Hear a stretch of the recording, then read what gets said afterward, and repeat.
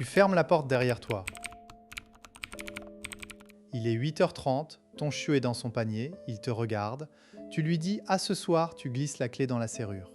Et là, au moment où tu tournes, le premier gémissement. Puis ça monte, ça devient un aboiement, une plainte continue.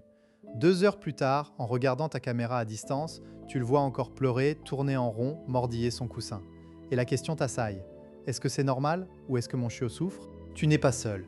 Des milliers de propriétaires vivent ce calvaire chaque matin. Et souvent, on te dit de ne pas céder, d'ignorer, que ça va passer. Mais quand ton chiot continue à pleurer pendant des heures, tu te demandes si tu n'es pas en train de le traumatiser. Alors aujourd'hui, on va décortiquer ce que disent les recherches sur la détresse de séparation chez le chiot et surtout, on va te donner des outils concrets pour faire la différence entre un simple caprice et un vrai signal d'alarme. D'ici la fin de cette vidéo, tu sauras reconnaître les signes d'un pleur normal versus pathologique. Tu auras un protocole précis pour agir selon le cas. Et tu comprendras pourquoi ce que tu fais dans les 5 minutes avant de partir est peut-être en train de saboter tes efforts. Prêt? On commence. Première chose à savoir, on t'a probablement dit que les chiots pleurent pour attirer l'attention et que si tu réponds, tu les récompenses. C'est à moitié vrai et c'est cette demi-vérité qui fait des dégâts. La réalité, c'est que les chiots ont une réponse biologique à la séparation, théorisée par John Bowlby dès les années 1950. Le système d'attachement pousse le chiot à chercher la proximité de sa figure d'attachement. Quand cette proximité est rompue, il entre dans une phase de protestation. Cette protestation, c'est un mécanisme inné. Pleurer, gémir, aboyer, c'est son moyen de te dire « Reviens, je suis tout seul, c'est dangereux ». Chez un chiot de moins de 6 mois, c'est normal au début, comme un bébé humain qui pleure quand sa mère s'éloigne. Le problème, c'est que la durée et l'intensité sont les vrais indicateurs. Si ton chiot se calme au bout de 10-15 minutes, c'est probablement une protestation normale. Mais s'il pleure plus de 30 minutes, s'il est en hyperventilation, s'il bave, s'il se blesse, là, on parle de détresse pathologique. Ce qu'on ne te dit pas, c'est que cette phase de protestation peut devenir chronique si elle n'est pas gérée correctement. Le chiot apprend que pleurer ne ramène pas sa mère, mais il peut passer à une phase de désespoir, apathie, léthargie, puis de détachement, ce qui ressemble à une guérison, mais cache un stress chronique. Selon les travaux de Patricia McConnell sur le comportement canin, un chiot qui semble enfin calmé, après 2 heures n'est pas serein. Il est en conservation d'énergie parce que son alarme interne a brûlé toutes ses ressources. Ce n'est pas la paix, c'est l'épuisement. Alors, comment savoir si ton chiot est dans le normal ou le pathologique? La réponse est dans le détail de son comportement. Le docteur John Bradshaw, dans son livre « Cynologie comportementale », distingue 3 composantes, la vocalisation, ton, fréquence, le mouvement, exploration, stéréotypie, et les signes physiques, respiration, salivation. Un chiot normal va explorer son environnement, peut-être pleurer par intermittence, puis se coucher. Un chiot en détresse pathologique va tourner en rond, gémir sans arrêt, haleter et peut-être faire ses besoins malgré la propreté. Prenons un exemple concret. Je veux te parler de Camille, 35 ans, professeure des écoles à Bordeaux. Elle vient d'adopter Nala, un bulldog français de 4 mois. Camille est méthodique, elle suit les conseils de son éducateur, elle fait des exercices de départ progressifs. Pendant 15 jours, elle laisse Nala seule 5 minutes, puis 10, puis 15. Nala pleure un peu, mais se calme. Un jour, Camille doit aller à une réunion de 2 heures. Elle prépare Nala, lui donne un Kong et part. Mais en regardant la caméra, elle voit Nala pleurer sans arrêt pendant 1h30, puis s'arrêter net. Elle se dit « Super, elle s'est calmée ». Mais en rentrant, elle trouve Nala prostrée. Le Kong intact, trempé de bave. Le lendemain, idem. Camille panique. Que s'est-il passé? Nala est passée en mode désespoir après la protestation. Ce n'est pas un progrès, c'est un arrêt de fonctionnement. Le piège, c'est que beaucoup de propriétaires interprètent ce silence comme une victoire, alors que c'est un signal d'alarme. Camille est venue me consulter, et je lui ai demandé « Combien de temps Nala met-elle à te remettre dans ses pattes quand tu rentres ?» Elle m'a répondu « 30 minutes, elle reste à l'écart. » Autre signe, Nala ne mangeait pas ses friandises pendant l'absence. Pour un chien, ne pas manger est stress trop élevé. Bradshaw explique que le stress chronique inhibe l'appétit et la digestion. C'est un signe flagrant de détresse. Donc, pour Camille, le diagnostic était clair. Pathologique.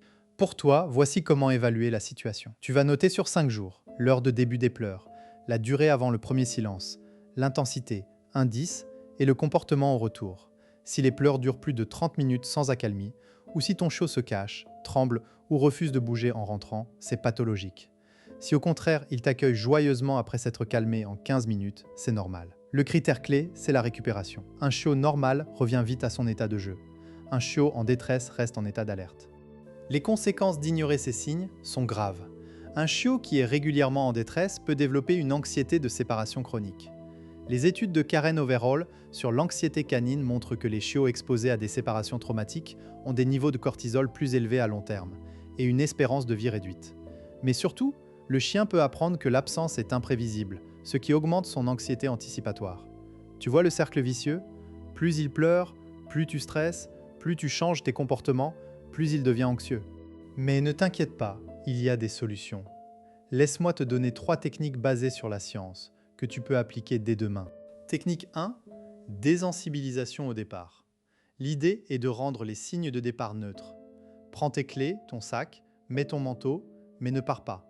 Fais-le 20 fois par jour sans sortir. Exemple, tu prends tes clés, tu les poses, tu vas dans le salon lire un livre. Tu refais ça 3 jours. Ensuite, tu ouvres la porte, tu la refermes. Puis tu fais un pas dehors, tu rentres. Tu augmentes progressivement la durée, jusqu'à 30 secondes, 1 minute, 5 minutes. À chaque fois, ton chiot doit être calme avant que tu ne reviennes. Si tu reviens en l'entendant pleurer, tu as perdu une session. L'exacte phrase à te dire, je ne reviens que quand il y a un silence de 2 secondes. Au début, c'est dur, mais ça marche. Technique 2. Enrichissement de l'environnement avant de partir. 10 minutes avant de sortir, donne-lui un Kong congelé avec du fromage blanc et des croquettes. La mastication libère de la dopamine et l'occupe. Associé à un signal sonore, une musique douce ou une émission radio, que tu ne mets que quand tu pars. Le but, que ton chiot associe ce son à une activité agréable. Au bout de 2 semaines, le son devient un déclencheur de calme. Exemple de routine, à 8h20, tu l'enclenches, à 8h25, tu donnes le Kong, à 8h30, tu pars. Tu ne dis rien. Pas de « à tout à l'heure », les adieux augmentent l'anxiété, selon les recherches de McConnell. Technique 3. Renforcement de l'autonomie. Apprends à ton chiot à être content sans toi. 3 fois par jour, mets-le dans une pièce ouverte avec un os à mâcher pendant 5 minutes, sans interaction. Si tu es là, il doit t'ignorer. Tu peux utiliser un tapis de jeu dédié. L'objectif, il associe ton absence à quelque chose de positif. Si tu vois qu'il joue seul, tu le récompenses à ton retour. L'exemple, imagine que tu es dans la cuisine, ton chiot est dans le salon avec son tapis. Tu fais semblant de lire, tu ne le regardes pas. S'il reste 2 minutes sans te réclamer, tu reviens et tu lui donnes une friandise. Tu augmentes jusqu'à 30 minutes. Tu te dis peut-être, et si je fais tout ça et qu'il pleure encore? C'est possible. La première semaine peut être dure. Mais souviens-toi, pleurer 10 minutes, puis se calmer, c'est normal. Pleurer 2 heures, c'est pathologique.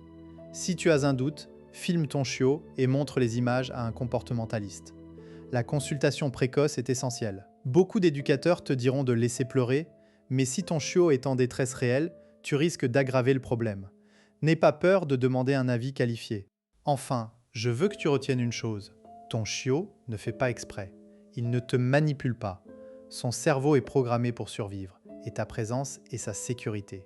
C'est à toi de lui apprendre que ton absence est aussi une sécurité. Et ça prend du temps. Sois patient, sois méthodique, et surtout, observe. Ton chiot te parle. À toi de l'écouter. Et toi, est-ce que ton chiot pleure après ton départ? Laisse un commentaire pour partager ton expérience. Et n'oublie pas de t'abonner en cliquant sur la cloche pour ne pas manquer les prochaines vidéos.